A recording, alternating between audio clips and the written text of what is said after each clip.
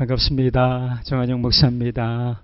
이렇게 우리 위드처치, 위드워십에 와서 함께 말씀을 나눌 수 있도록 허락해 주신 하나님께 감사하고 목사님 또 교우 여러분들께 감사를 드립니다.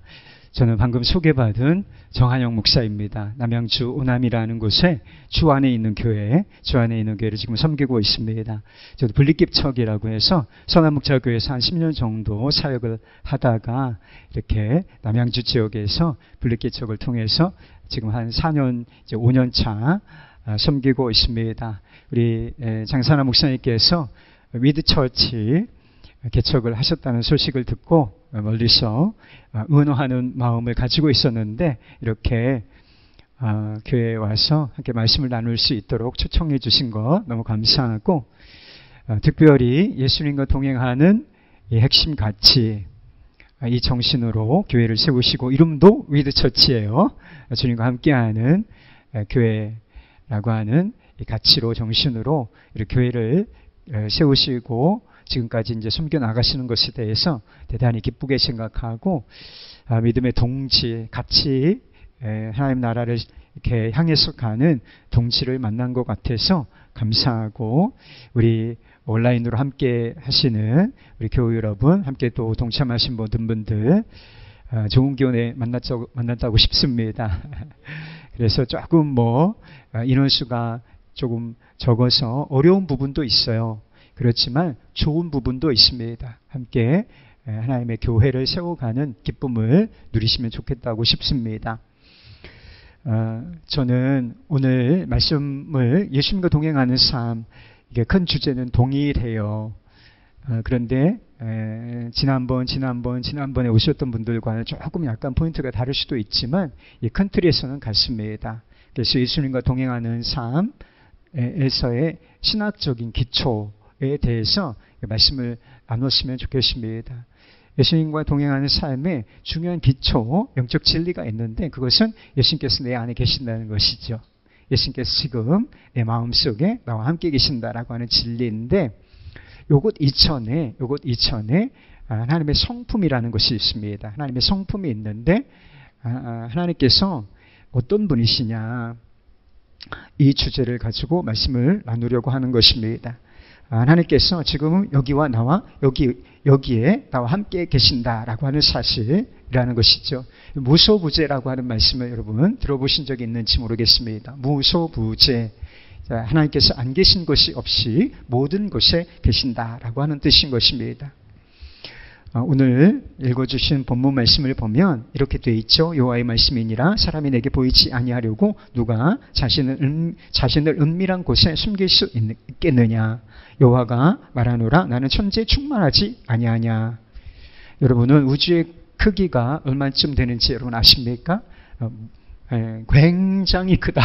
무한히 크다 이렇게 말할 수는 있지만 그냥 일반적으로 알려진 우주의 크기는 빛의 속도예요. 빛의 속도로 138억 광년, 138년 정도가 아니라 138억 광년 정도의 크기를 가졌다고 알려져 있습니다. 이것이 다 이제 확정된 것도 아니요. 그 정도 크기일 것이다 라고 하는 추정을 가지고 있을 뿐인 것입니다.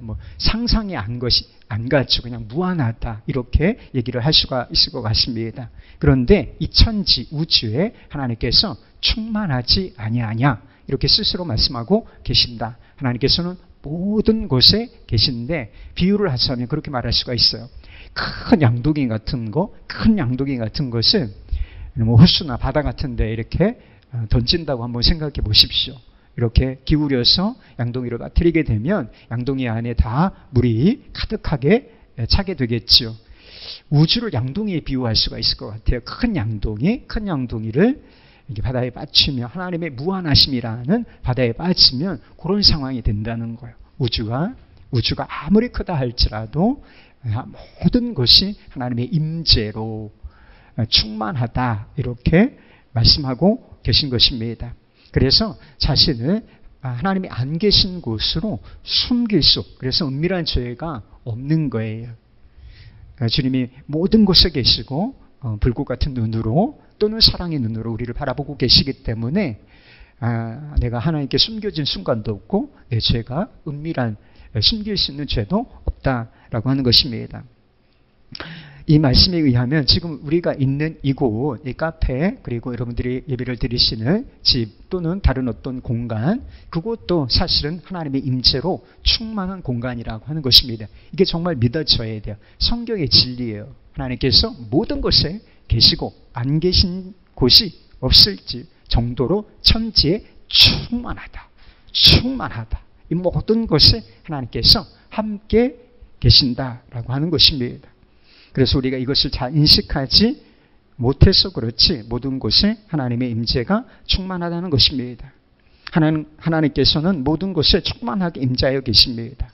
그런데요, 하나님께서 자신의 임재를 아주 독특한 방법으로 이렇게 보여주시는 경우가 있어요. 그래서 특별한 임재라고 불러요. 하나님의 특별한 임재가 구약 성경에는 어떤 형태로 드러나느냐 하면 언약궤, 법궤라고도 부르는, 그것은 하나님께서 천지에 충만하시지만 이 언약궤, 법궤라고 불리는 이 상자 같은 물건은 어떤 의미를 가지고 있느냐 하면 하나님께서 여기 계시다, 하나님의 임재를 상징하는 물건이었다는 것입니다. 그래서 그것을 들고 나가면서 앞서서 법궤가 광야 생활을 할 때도 먼저 이렇게 움직이게 되면 그 뒤를 이스라엘 백성들이 따라갔던, 그래서 주님을 따른다, 이런 의미가 있었던 것이지요.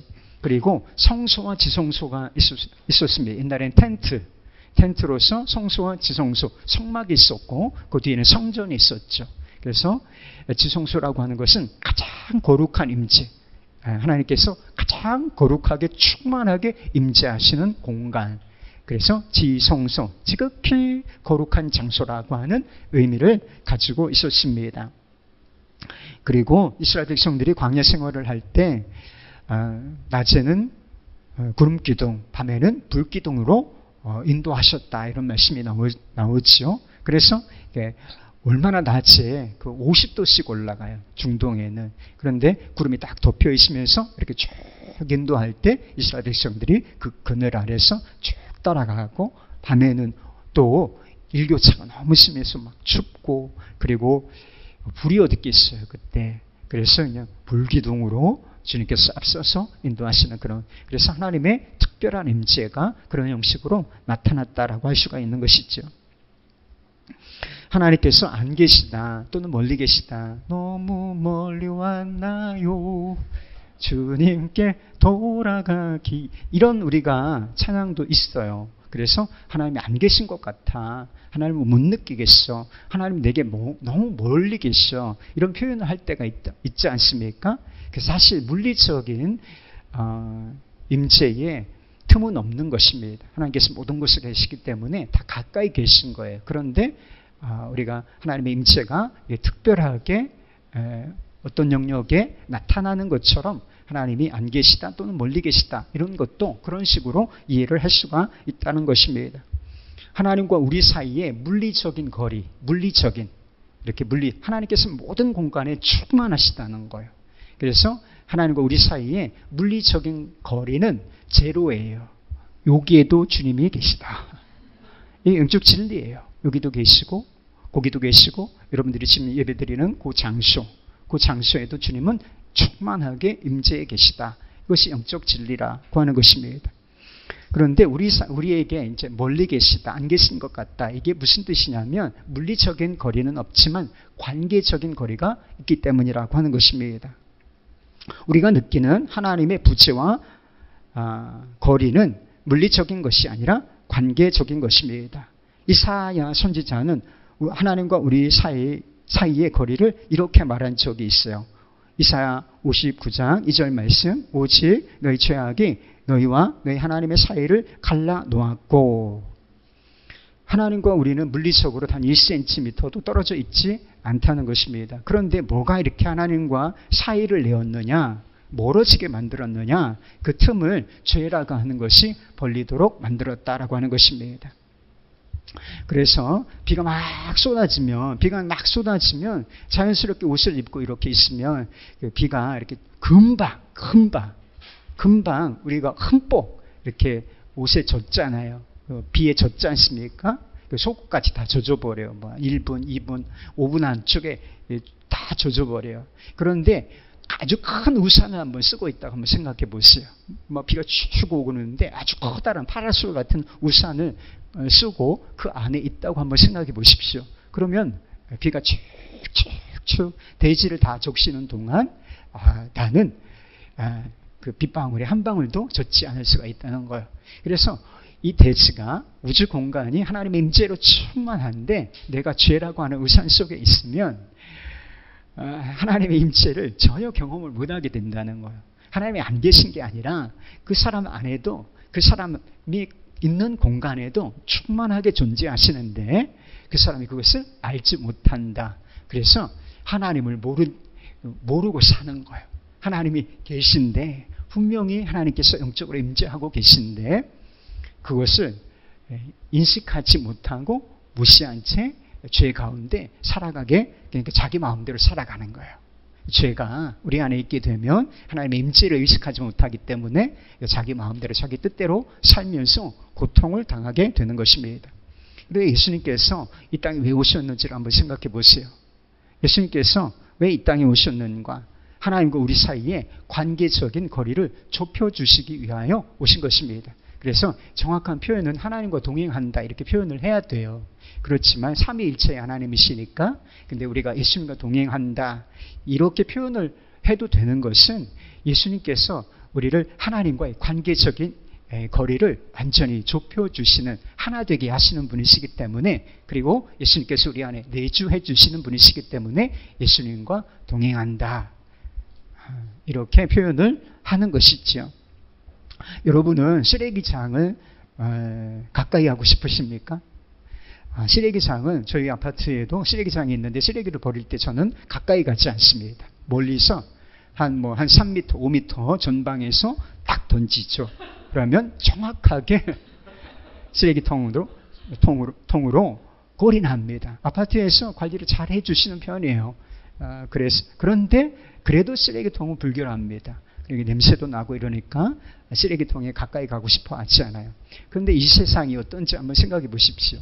우리는 이 세상이 어떤지 잘 모르죠. 어떤 냄새가 나는지, 어떻게 깨끗한지 불결한지 모르죠. 왜? 우리가 다 그 쓰레기통 속에서 살고 있기 때문에. 그래서 한 냄새 계속 맡으면 그 냄새가 나중에는 못 맡게 돼요. 그래서 다른 사람, 담배 피는 사람 있잖아요. 자기는 모릅니다. 그런데 엘리베이터에 같이 타면 지독한 담배 냄새가 나. 왜 그렇죠? 그 사람은 담배 냄새 이미 인이박였기 때문에 몸에 완전히 그게 이제 담배 냄새, 그 인재로 충만하기 때문에 모르는 거예요. 그런데 다른 사람은 그냥 스쳐 지나가기만 해도 지독하다 이렇게 느끼게 되는 것입니다. 근데 하나님께, 거룩하신 하나님께 예수님께서 이 땅이 어떻게 보였을지 한번 생각해 보셨습니까? 대단히 불결한 장소예요. 죄의 냄새로 충만한 곳, 가까이 하고 싶지 않은 곳이 있지만 우리가 있었기 때문에, 우리가 이곳에 살고 있기 때문에 이곳에 찾아오신 것입니다. 그리고 더구나 우리의 죄를 끌어안으시고 그리고 십자가에 달려 죽으심으로 말미암아 우리의 죄를 처리해 주신 것이죠. 성경은 예수님께서 우리를 위하여 하신 사역, 그 실체를 화해라고 하는 단어로 표현을 하고 있습니다. 화해. 그래서 화목제물이라 이러한 표현도 있는 것이고요. 사도 바울은 예수님의 화해 사역의 결과를 이렇게 이야기하고 있어요. 에베소서 2장 13절 말씀입니다. 이제 전에 멀리 있던 너희가 그리스도 예수 안에서 그리스도의 피로 가까워졌느니라. 가까워졌다는 거예요. 사실 이제 하나님과 물리적인 거리는 존재하지 않는다고 말씀드렸잖아요. 관계적인 거리가 동이 서에서 먼 것처럼 하나님과 우리 사이가 죄 때문에 그렇게 하나 될 수 없을 정도로 멀리 떨어져 있었는데 예수님의 화해 사역, 십자가로 말미암아 우리가 하나님과 가까워지는 그런 일이 있게 되었다는 것입니다. 세상에서는 죄를 짓고도 처벌을 피할 수 있는 길이 있어요. 도망치면 됩니다. 그래서 우리나라에서 피할 길이 없으면 이제 해외로 도피하기도 하죠. 그래서 처벌을 피하기도 합니다. 그러나 하나님 앞에서는 이런 일은 가능하지 않아요. 우리가 죄를 갖고 있지 않습니까? 단 하나의 죄만 품고 있다 할지라도 어디로 피할 곳이 없다. 그래서 요나가 하나님의 명령을 거부하고 다시스가 아니라 니느웨가 아니라 다시스로 도망칠 때도 하나님께 그 하나님의 임재를 피할 수가 없었어요. 그래서 폭풍을 만나게 되지 않았습니까? 그래서 그런 것처럼 하나님의 임재를 죄인이 하나님의 임재 그리고 심판을 피할 길은 전혀 존재하지 않는다라고 하는 것입니다. 죄인이 하나님의 심판, 정죄와 심판을 피할 수 있는 길은 오직 한 군데밖에는 없는 거예요. 예수 그리스도의 십자가 그늘 아래 그곳만 안전한 피난처가 될 수가 있는 것입니다. 그래서 우리가 예수님께로 피하면 예수님을 피난처로 삼으면 어떤 일이 일어나게 되는가? 하나님의 진노하심에서 건짐을 받고 그리고 하나님과 화해하여 하나님과의 관계적인 거리가 대단히 이렇게 하나 되는 관계, 좁혀지는 관계가 된다는 것이죠. 그래서 온 우주가 하나님의 임재로, 물리적인 임재로 충만하고 그리고 관계적인 거리도 이제 사이를 내었던 그 죄도 사라짐으로 말미암아 온전히 이렇게 하나 된 관계, 그 관계의 거리도 온전히 좁혀진 그런 상태에서 우리가 신앙생활을 할 수가 있게 된 것입니다. 그렇다면 가까이 계신 하나님이 우리의 하나님과 우리의 삶은 어떤 관계가 있느냐 이것을 살펴보는 것이 좋겠습니다. 하나님께서 가까이 계시다라고 하는 것은 어디에나 계시다라고 하는 것은 첫 번째 하나님과의 교제에 막힘이 존재하지 않는다는 것을 의미하는 것입니다. 하나님께서 계시지 않는 장소나 계시지 않는 때나 장소가 있다면 하나님과의 교제도 제한적일 수밖에 없지 않습니까? 하나님께서 이곳에 나타나셨다. 그러면 다 그곳으로 몰려야 돼요. 그곳에 가서 예배를 드리고 그곳에 가서 우리가 필요한 것들을 주님께 아뢰고 구해야 하는 것입니다. 그러나 하나님께서 모든 곳에 계시고 여기 지금 나와 함께 계시기 때문에 하나님과 언제든지 마음을 열고 교제할 수 있는 길이 열려진 것입니다. 하나님께 예배할 수 없는 순간도 없고 하나님께 예배할 수 없는 장소도 없으며 하나님께 무엇인가 기도할 수 없는 장소나 때도 없다는 것입니다. 언제나 우리가 원하기만 한다면 하나님 앞에 나아가서 진실하게 예배하고 우리가 필요한 것들을 구하고 기도할 수 있는 은혜의 문이 열리게 된 것입니다.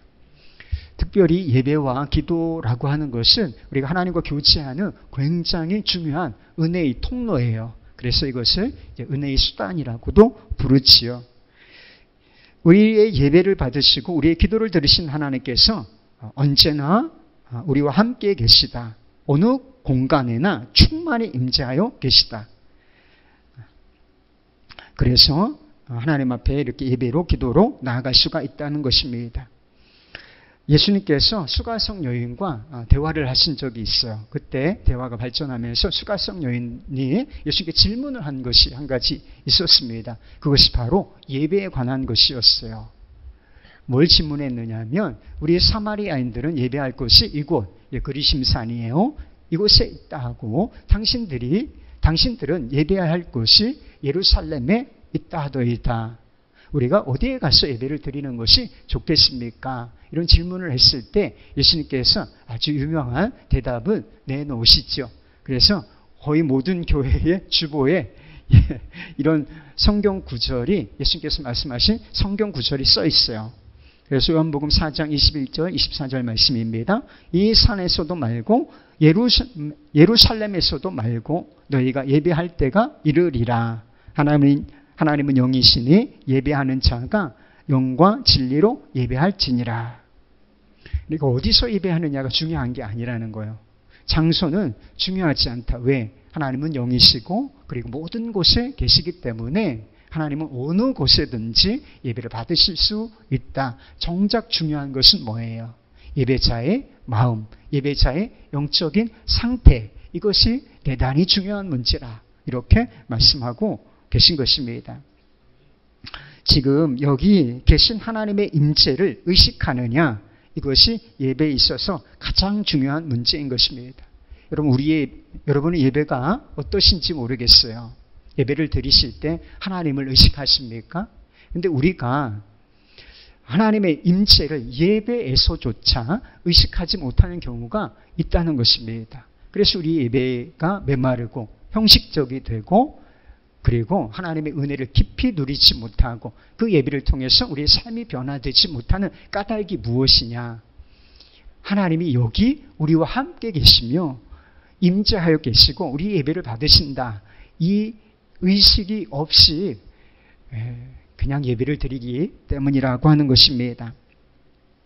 그래서 미국 워싱턴에 백악관 앞에 교회가 있다 그래요. 그래서 어떤 사람들이 교회에 이런 전화를 한대요. 이번 주에 대통령이 교회에 나오십니까? 이런 질문을 많이 한다는 것입니다. 제가 선한목자교회에 있을 때도 금요일쯤 되면 외부 강사들이 그래도 자주 오시는 편이었어요. 그래서 이번 주에 금요일 누가 설교하십니까? 누가 설교하십니까? 유기성 목사님 설교하시나요? 이런 질문을 많이 한다, 이런 이야기를 들었어요. 누가 설교자가 누구냐, 그리고 예배 현장에 누가 오느냐, VIP 누가 오느냐, 이것을 대단히 중요하게 여기는 것이죠.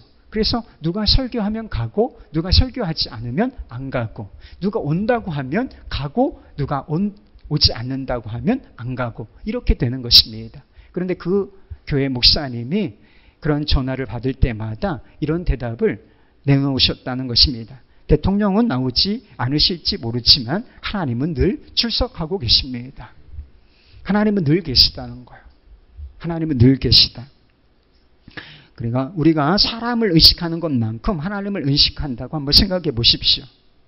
하나님은 우리를 사랑하시는 분이신 동시에 우리와는 존재론적인 차이가 있는 크고 위험이 있으신 하나님이시라고 하는 것입니다.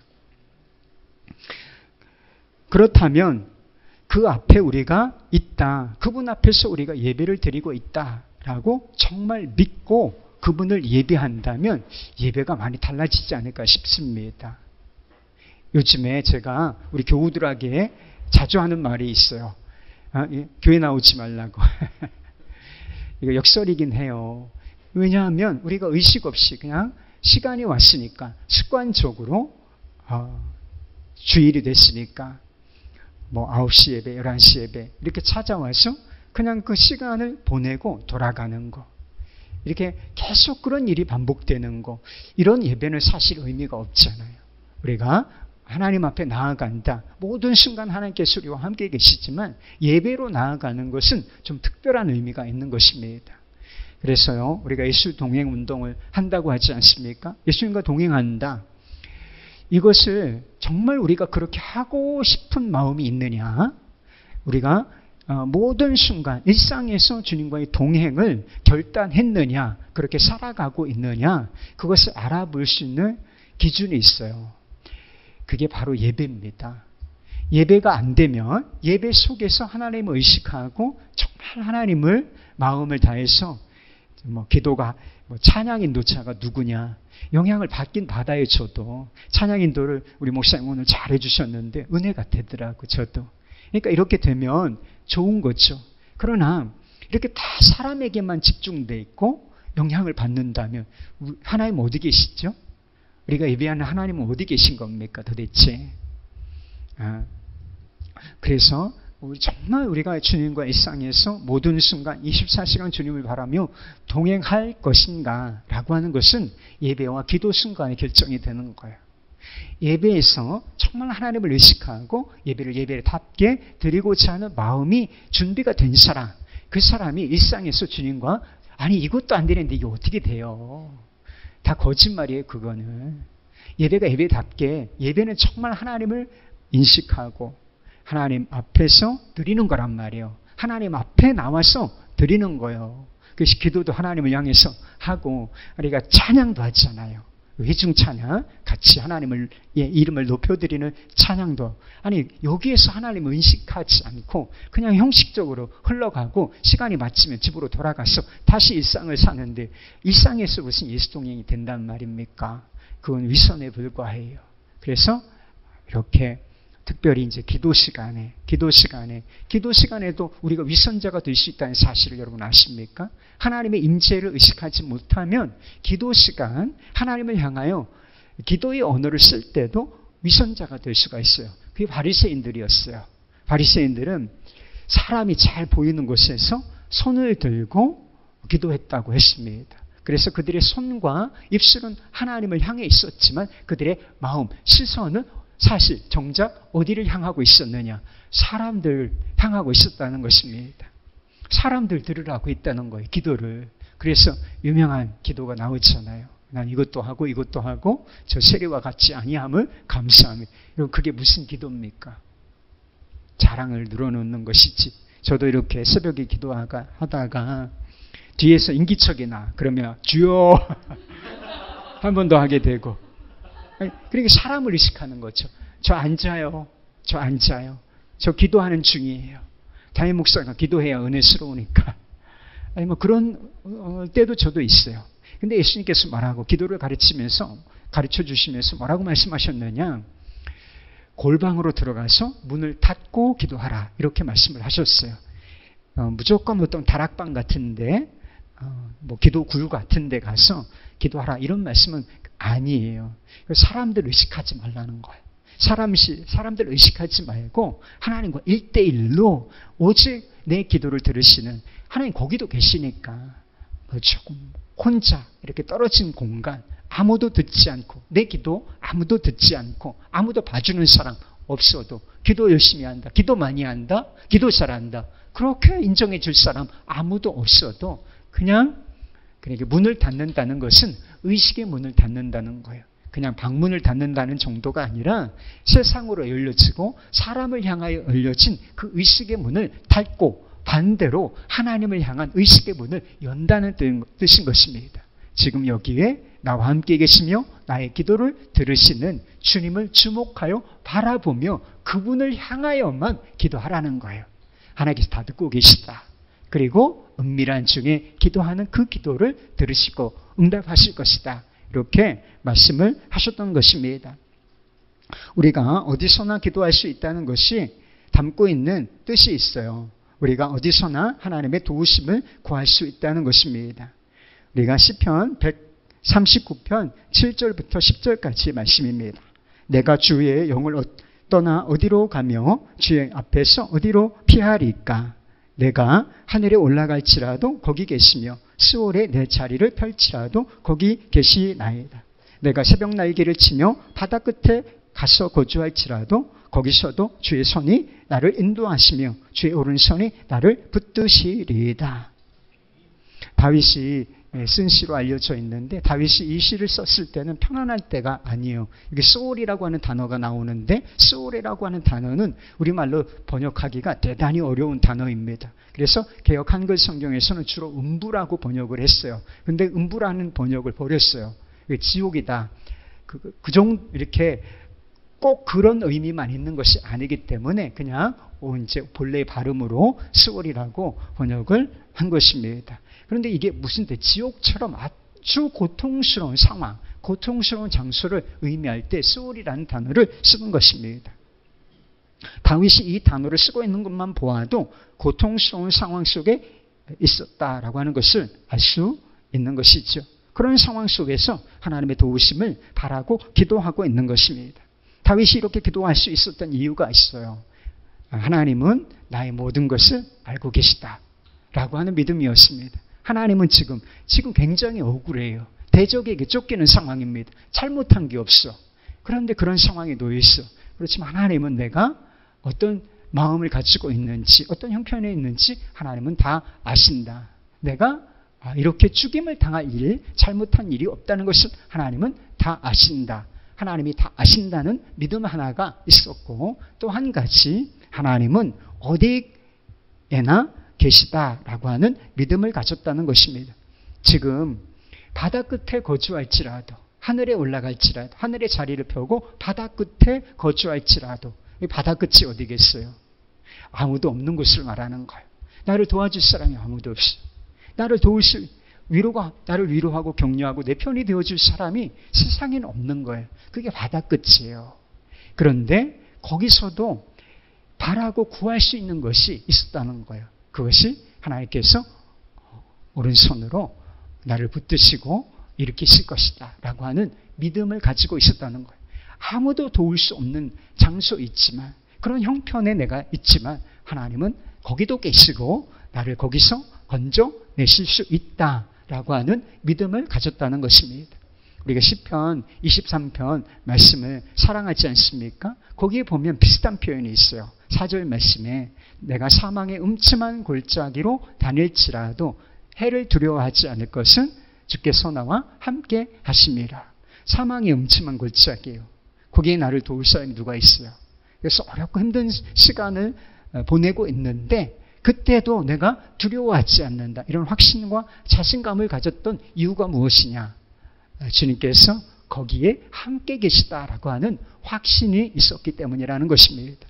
하나님이 임재하시고 나를 아시고 나를 도우실 수 있다라고 하는 그 믿음이 있었기 때문에 그 믿음으로 기도하고 그리고 상황들을 돌파해냈다는 것입니다. 하나님의 도우심으로 다 이겨낸 거예요. 그 기록들이 시편으로 남아있다라고 하는 것입니다. 하나님께서 어느 곳에나 임재해 계신다라고 하는 의식은 우리의 예배와 기도를 바꿀 뿐만 아니라 우리 삶 자체를 바꾼다는 것입니다. 예수 믿는 사람들에게 요구되는 것이 있는데 그것이 경건한 삶이라고 하는 것입니다. 그리고 예수 믿고 우리가 축복을 많이 받았죠. 영적인 축복을 받습니다. 죄사함 받고 하나님의 자녀가 되고 영원한 천국을 얻고, 이거는 진짜 어마어마한 축복이에요. 그런데요, 우리가 이런 축복을 받았는데 우리가 이런 축복에 응답할 것이 있어요. 내가 정말 예수 그리스도의 보혈의 은총으로 구원받은 사람이라면, 내가 하나님의 자녀라면, 거룩하신 하나님 있잖아요. 거룩하신 하나님의 백성이요 자녀라면 내가 응답할 것이 있다는 거예요. 그게 거룩하고 경건한 삶이라는 것입니다. 이 땅에서 완벽한 삶을 살 수 없어요. 하나님께서도 완벽을 기대하시는 않으셨어요. 그러나 정말 주님과 동행하면서 거룩한 삶을 살기를 바라지 않으시겠습니까? 근데 우리의 삶이 어떻게 변하는지 여러분 생각해 보셨어요? 지식으로 변하는 게 아니에요. 성경 말씀을 창세기부터 요한계시록까지 다 꿰고 있어도 삶이 1도 안 변할 수가 있다는 것입니다. 지식은 많은데 그 지식이 독이 되는 사람들이 있어요. 왜 그런지 아세요? 마음에 주님이 안 계시기 때문이에요. 주님의 임재. 그래서 어떤 사람이 그랬어요. 우리가 입술로 신앙 고백을 하지 않습니까? 저희 교회에도 예배 때마다 사도신경 고백해요. 신앙 고백, 아무리 대단한 신앙 고백을 드린다 할지라도 그 고백에 의해서 삶이 변하지 않는다면 그거는 아무것도 아니라 하는 이야기를 하시더라고요. 맞는 이야기예요. 우리가 정말 하나님을 하나님으로 믿는다면 삶이 어찌 안 변할 수가 있겠습니까? 삶이 안 변하는 게 기적이에요, 여러분. 예수를 믿으면 삶이 변해야죠. 이제 변화된 삶의 핵심이 무엇이냐? 경건하고 구별되어진 삶이라 하는 것입니다. 그래서 저희 교회 성도님들도 삶이 많이 변했다. 스스로 고백하고, 당신이 되게 많이 변했어. 이런 이야기를 하세요. 제가 목회를 잘해서 그런 게 아니라 주 예수님, 저희 교회의 핵심 가치도 똑같아요. 위드처치하고. 예수님과 동행하는 하나님 나라 공동체. 예수님과 동행하는 하나님 나라 공동체. 그래서 예수님 바라보도록 제가 설교를 해드리는 거죠. 저희 책무예요. 그래서 십자가 복음 설교하고 예수님 복음이신 예수님을 드러내고 그리고 함께 예수 동행 일기를 쓰면서 그렇게 살아보시도록 권하는 이런 일들을 계속하고 있는데 한 번에 다 바뀐 건 아니에요. 시간이 지나면서 사람이 정말 관계가 바뀌어지고 공동체가 힘을 얻게 되고 문제가 없는 건 아니죠. 내 문제도 복음적으로 해결해 가보려고 노력하는 모습들을, 그런 실제로 해결되고 이런 모습들을 볼 수가 있게 되는 것입니다. 야고보가 성도들에게 이런 이야기를 한 적이 있어요. 하나님을 가까이 하라. 그리하면 너희를 가까이 하시리라. 하나님께서 가까이 계실까요? 물리적인 거리는 제로라니까요. 여기도 계시다니까요, 지금. 우리 주님께서 요 공간에, 여러분이 예배를 드리시는 공간에 충만하게 임재해 계세요. 그런데 하나님을 가까이 하라고 권면하고 있지 않습니까? 관계의 거리, 마음의 거리를 좁히라, 이렇게 권면을 하는 것입니다. 물리적인 거리는 제로이지만 관계적인 거리는 조금 멀어질 수가 있어요. 마음의 거리는 천차만별일 수가 있습니다. 그러니까 하나님께 더 가까이 가고 더 가까이 가려고 마음을 주님께, 하나님을 의식하면서, 그분의 임재를 의식하면서 마음을 그분께 드려보라, 이렇게 권면을 하고 있는 것이지요. 이것이 바로 경건이라는 거예요. 경건의 핵심. 막 이를 악물면서 구별된 삶을 살아봐야지, 죄 안 지어야지, 눈에 핏발 서가지고 반드시 실패합니다. 경건은 그렇게 되는 게 아니에요. 그럼 열심히 외우셨겠어. 우리 힘으로 안 되니까, 그 일 안 되니까 예수님께서 오신 것이고, 정말 주님의 임재가 경험되어지고 그것이 믿어질 때에 경건한 삶으로 우리가 가까이 나아갈 수 있게 되는 것입니다. 시편 16편 8절 말씀에서 다윗이 한 가지 결단한 것이 있었다고 말씀하고 있습니다. 내가 여호와를 항상 내 앞에 모시며 그가 나의 오른쪽에 계심으로 내가 흔들리지 아니하리로다. 여기 보면 내가 여호와를 항상 내 앞에 모시며, 다윗과 하나님 사이의 물리적인 거리는 제로였다니까요. 그런데 어떻게 표현을 하고 있느냐 하면, 하나님, 그분을 항상 모든 것에 천지에 충만하신 하나님, 다윗이 몰랐을 리가 없어요. 이 신학적인 지식을 몰랐을 리가 없지만 실제로 다윗이 마음에서부터 그 천지에 충만하신 하나님, 전능하신 하나님, 자기를 사랑하시고 자기 영혼을 돌보시는 그 하나님을 마음에 항상 내 앞에 여기 계신 것처럼 모시고 살겠다고 결단을 했다는 것입니다. 이게 하나님의 임재의식, 임재훈련이라고 할 수가 있는 것입니다. 이것이 다윗이 경건한 삶을 살 수 있었던 비결이라고 하는 것입니다. 요셉이 억울한 일을 당하죠. 그래서 보디발의 아내가 이 청년을 유혹합니다. 이 청년에게 이것은 견디기 힘든, 도무지 지켜내기 어려운, 물리치기 어려운 유혹이다, 이렇게 말할 수가 있는 것이죠. 주인이에요. 그리고 젊은 혈기를 가지고 정욕 동물이야. 근데 이것을 도무지 물리칠 수가 없는데 경건을 지켜낸단 말이에요. 성적인 경건을 지켜낸다는 것입니다. 경건을 지킨 대가는 혹독했지만 나중에 이것이 구원의 통로가 된다는 것입니다. 강력한 유혹 앞에서도 요셉이 범죄치 않은 이유가 뭔지 여러분 아십니까? 하나님이 여기 나와 함께 계시다, 이게 분명했기 때문에요. 정욕이 끓고 있어. 외부의 압력, 유혹 너무 강해. 너무 강해. 그런데 하나님의 임재의식이 더 강했다는 거예요. 하나님이 여기 나와 함께 계시니 내가 하나님 앞에서 어찌 그분께 득죄하리요, 이런 표현을 썼단 말이에요. 하나님이 보고 계시다라고 하는 사실을 그가 스스로 고백하였다라고 하는 것입니다. 저와 함께 제자훈련을 하신 교우가 한 분이 계셨어요. 그분이 수료하시면서 어떤 고백을 하시느냐 하면, 자기가 20년 동안 끊지 못했던 습관적인 죄가 있었다는 거예요. 20년 동안 죄의 종로를 탄 거나 마찬가지예요. 자기도 알아. 이게 하면 안 된다는 걸 알아. 근데 그게 끊어지지를 않는 거예요. 끊어보려고 안 해봤겠습니까? 담배 피는 분들 금연 한두 번 결심 안 해본 사람이 없어요. 근데 그게 끊어지지를 않는다는 거예요. 그런데 제자훈련 받고 나서 예수님 인격적인 관계 교제에 맺도록 도와드리는 이 제자훈련을 받고 나서 고백을 하셨어요. 이게 끊어졌다. 이 죄가, 습관적인 죄가 끊어졌습니다 라고 고백을 하셨다는 것입니다. 그런데 이 죄가 어떻게 20년 동안이나 끊어지지 않았던 이 죄가 끊어졌느냐?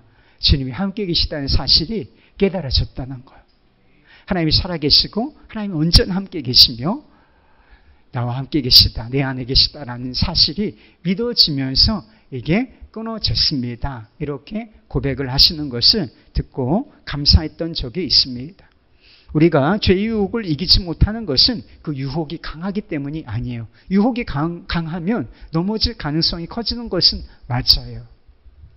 그러나 하나님이 거기에 나와 함께 계신다는 사실, 그리고 우리를 경건한 삶으로, 거룩한 삶으로 인도하시는 성령, 우리 주님께서 내 안에 내주하여 계신다, 나와 함께 계시다라고 하는 의식, 하나님의 임재 의식이 분명하면 이길 수 있습니다. 주님께서 나와 함께 계시오. 이게 너무 분명하고 내가 그분을 바라보고 있어요. 그러면 그 유혹이 좀 강해도, 내가 약해도 지켜낼 수 있다는 것입니다. 아무리 죄의 유혹이 강해도 사람들이 있는 곳에서 이렇게 공공연하게 죄를 지을 수 있는 사람은 없어요. 다른 사람이 있다, 나를 바라보는 사람이 있다, 이것만 인식이 돼도 죄 안 짓습니다. 그런데 하나님이 정말 거룩하신 하나님이 계시고 내 삶을 거룩하게 인도하시기를 원하시는 그분이 계시다, 이게 분명해지면 그래서 유혹을 이길 수가 있게 된다는 것입니다. 예수 동행일기 운동에 시초가 되신, 그 도전을 두신 프랭크 루박 선교사님이라는 분이 있어요. 그분이 권능의 통로라고 하는 책을 쓰셨는데 거기서 이런 이야기를 하셨습니다. 주님을 의식하지 않고 살아보고 또 주님을 바라보고 살아본다면 두 마음 안에 천국과 지옥만큼 큰 차이가 존재한다는 걸 알 것이다. 우리가 주님을 바라보지 않고 살면 우리의 마음은 통속적인 잡지처럼 되어버릴 것이다. 그러나 주님과 친밀해지려고 하면 할수록 우리의 생각은 넓고 깨끗해지며 이타적이고 독창적이 될 것이다. 우리의 마음이 나중에 천국과 지옥은 이제 죽은 다음에 쫙 갈라지는 것이죠. 쫙 갈라지어서 천국에 갈 사람은 천국에 가고 불신자는 이제 영원한 지옥에 고통스러운 장소에 떨어지게 되는데, 그때만 이렇게 갈라지는 게 아니라는 거예요. 우리가 이 땅에서 살 때 우리의 마음의 상태도 천국과 닮아 있을 수 있고 또는 반대로 지옥과 닮아 있을 수도 있는데, 우리의 마음이 천국에 가까우냐 지옥에 가까워질 거냐, 뭐가 결정한다는 것입니까? 좋은 것 먹고 좋은 데 가고 이래서 마음이 천국이 되는 게 아니라 우리가 함께 계시는 주님을 얼마나 주목하여 바라보느냐, 그분께 얼마나 더 가까이 가느냐, 그분과 얼마나 친밀한 관계를 맺느냐, 이게 결정한다는 거예요. 그래서 주님의 임재를 누리면 누릴수록, 주님과의 친밀함이 깊어지면 깊어질수록 우리의 삶은 어떻게 된다는 거예요? 천국에 가까워진다는 거예요. 깨끗해지고 그리고 창조적이 되고, 하여튼 우리의 삶이 그렇게 아름다워진다는 것이죠. 그러나 우리가 주님의 임재를 의식하지 않고 주님과의 친밀함에서 멀어지면 반대로 우리의 삶은 지옥의 냄새가 난다. 우리의 삶의 모습은 통속적인 빨간 잡지 있잖아요. 빨간 잡지처럼, 그런 통속적인 잡지처럼 변해버릴 것이다. 그렇게 말하고 있는 것입니다. 천국을 천국으로 만드는 것은 금은보화가 아니에요. 천국이 천국인 것은 거룩하신 하나님의 임재가 가장 영광스럽게 드러나는 곳이기 때문에 그것이 천국인 것입니다. 우리가 천국에서 가서 누릴 영광의 본질은 다른 것이 아니라 하나님의 임재의 영광이라는 것을 믿으시기 바랍니다. 반대로 지옥은 하나님의 임재의 영광이 차단된 곳이죠. 우리의 마음과 삶이 천국을 닮을 것인가 지옥을 닮을 것인가, 우리가 지금 이곳에 계신 하나님의 임재를 의식하느냐, 그분께 가까이 가려는 마음을 가지고 있느냐, 주님께 마음의 중심을 내어드리느냐, 이것이 결정한다는 것입니다. 하나님께서 함께 하신다, 어디나 함께 계시고 그리고 내 마음속에 주님 계시다는 사실을 인식하시고 의식하시고 살아가시기를 바랍니다. 항상 하나님을 내 앞에 모시기를 바라겠습니다. 가까이 계신 하나님을 더 가까이 가고자 하는 마음을 품고 그렇게 매일 한 걸음씩 주님 앞으로 나아가실 수 있기를 바랍니다. 그러면 우리의 삶이 주님께서 기뻐하시는 삶 될 것이고 천국을 닮은 그런 마음, 삶이 될 줄로 믿습니다. 우리 위드처치 섬기시는 모든 성도님들의 삶이 그와 같이 되실 수 있기를 우리 주 예수 그리스도의 이름으로 축원합니다.